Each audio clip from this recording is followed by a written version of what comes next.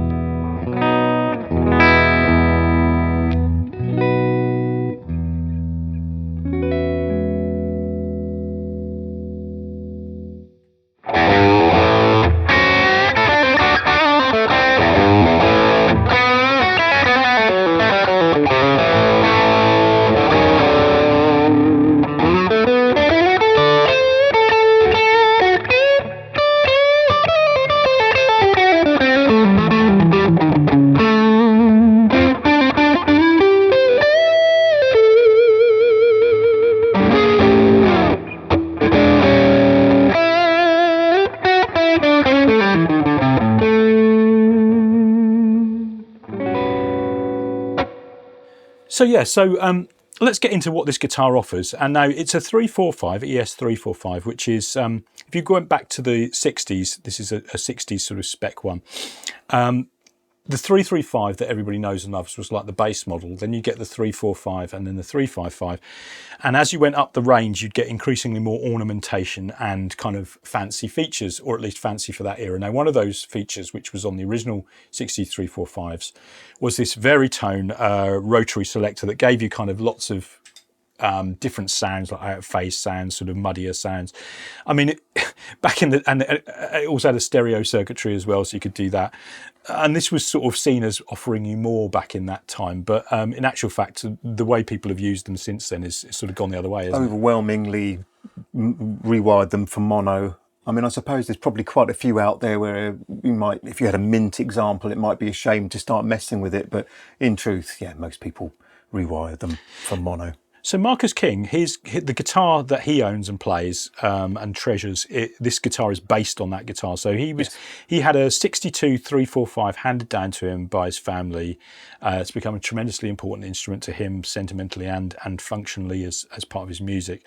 And this guitar is based on that. And so some of the unusual features that you see on this are because of that. So it's got this kind of vibrola vibrato style tailpiece, but it hasn't got any guts in it that actually, you know. No, I mean, like his, I think that just the tuning stability can be a little bit difficult. And I don't know, someone at some point has obviously just said, look, let's just strip everything out and bolt it down hard. And arguably, perhaps it contributes something, you know, to the tone of the guitar. Certainly, I mean, without getting another one in here with a stud tailpiece, it would be hard to tell, but I reckon it probably contributes something to the character of the tone. And then visually, you know, it's got this sort of, I don't know what you call it, almost like Art Deco sort of style look to it. It's just kind of cool bit of styling. So certainly nothing to object to there. And of course, all of that stuff that the 60s ones had, like the Veritone circuit that most people just didn't bother with, that's been discarded on this model as well. So they haven't even put it in the first place. Yeah. Rather than putting it in and then taking it out, wouldn't be very cost effective. So what else do we get on this?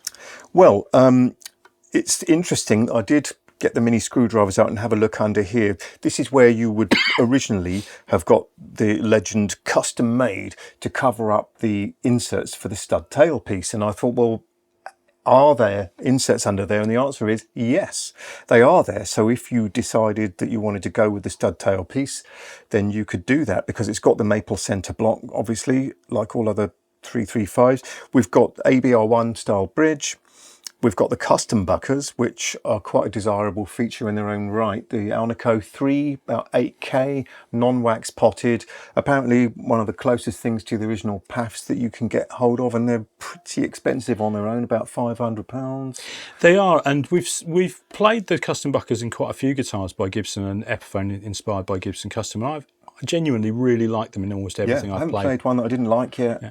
So they're quite an expensive upgrade. If you were to buy them standalone things, that's quite a lot of humbucker you're getting there as part of the deal, really. Yes, yeah, it really is, yeah. So we've got these, as we said, the 345 back in the day had more cosmetic enhancements over the 335, and one of the most famous is that split parallelogram inlay. Here they are just acrylic, they're not abalone or anything really fancy like that, but they look pretty nice, and they've got that kind of cool thing going on, haven't they? Yeah, I like the look of them. I mean, and it's Indian rosewood. I think that as the guitar gets played more and is owned by somebody that's going to spend the time on it, then I reckon fret polish and an oil on the fretboard would be great. Though I must say, straight out of the case, this plays fantastically well. I mean, really great. They've done a great job of setting it up. One thing that's a bit puzzling is the spec sheet says medium jumbo frets, but they actually feel quite small, don't they? There's nothing medium about them at all, nothing jumbo about them. Yeah, they're quite small vintage frets. Plays great. So I would urge anyone that says, oh no, I only like jumbo frets or whatever, to give it a go, because it plays absolutely great. Yeah, it's nothing that spoils the playing experience. It's quite the opposite actually, but they do feel quite small compared to more modern designs. So that might be something to be aware of. They've also, I noticed they've specified it's Indian rosewood, so not another grade. So they have put that on paper. Tell us about up at the headstock end. Well, that's a Graphtec. Graphtec, beg your pardon, I always mix those up, I beg your pardon. So that's great, maintenance free, and it's very well cut and beautifully fitted. That's great. The headstock, it's that 60s shape. In the 70s they were wider. It was a bit more like the Les Paul custom shape headstock, but without the binding. We've got the Grover Rotomatics. These are the vintage type. They are sometimes called the milk bottle shape because they're a slightly different casting than the regular 102 Rotomatics. So that's a nice touch. Probably wouldn't have been on the original, I don't think. No. It would be more the sort of Kluson Deluxe type things, which are also good tuners, but I don't know. There's a little touch of luxury, I think.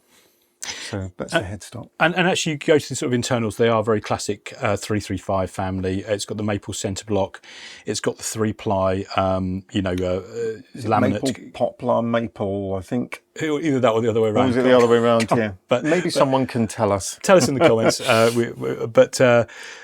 The other things, it's got gold hardware, obviously, which is very, it's kind of a nice on that cherry, that sort of 60s cherry.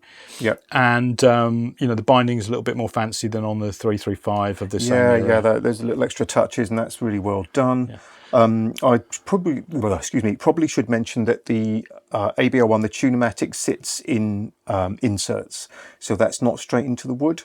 I believe that the vintage ones would have been straight into the wood. So again, any experts watching, tell me if I'm wrong. So, should we hear some sounds? Because, the proof of the pudding and all that. We're going through my pedal board, which is a gig rig based system, a gig rig switching unit based system G3.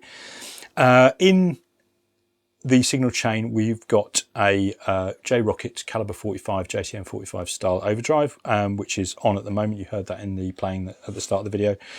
We'll start with some clean tones, shall we? I was just going to say, shall we, dare I say, have it off? We've got a little bit of reverb on there from the Free the Tone Ambispace. That's just a spring reverb digital emulation of that, quite a high quality one. So we'll hear that without anything else on. Maybe we'll chuck a bit of tremolo on in a moment, but let's hear it unadorned first. Right. Oh, and I should also mention we're going into one of the new hand-wired Vox AC15s. It's a lovely amp. Of course, yeah.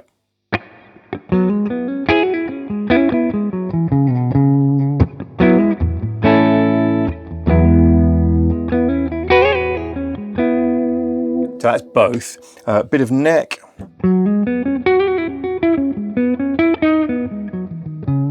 I always want to...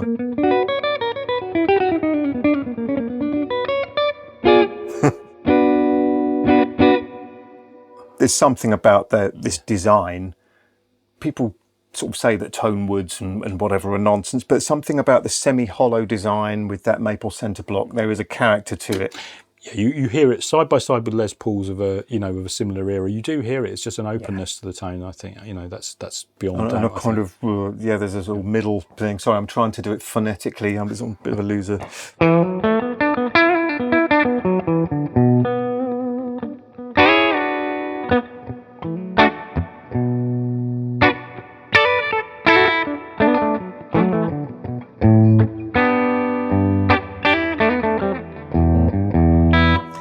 Two right hands, two left hands today, but there's a sweetness for sure, which I attribute partly to these. Yeah, the custom buckers are great like that. They're a good balance between sort of being nice and juicy with a bit of push to them, and also remaining quite vintage. Yeah. Okay, let's put a bit of drive on it. They do sound amazing with a bit of overdrive. So I'm going to put the Caliber 45 by J Rocket on the early Marshall style overdrive. Right. Let's see how they go.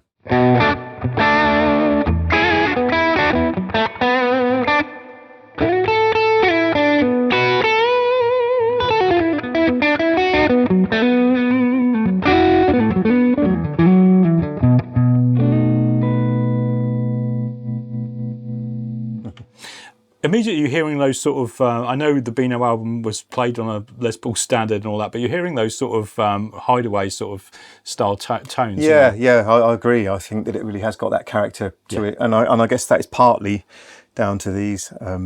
But certainly, it's a really nice guitar. It would be lovely to play a few of them and see if they're all this good, because this is great.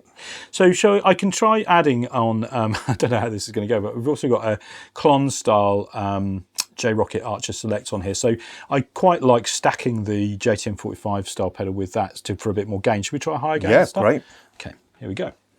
So this is bringing in the Archer Select on top of the JTM 45 style Caliber 45.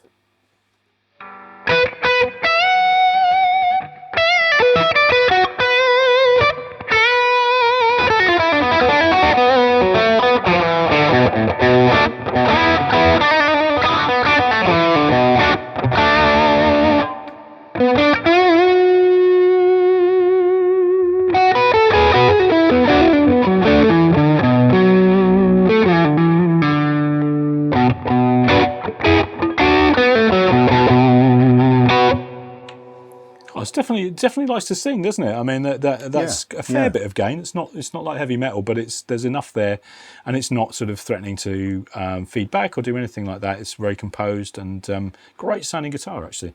Yeah, I must say that everything's come together very well on this guitar.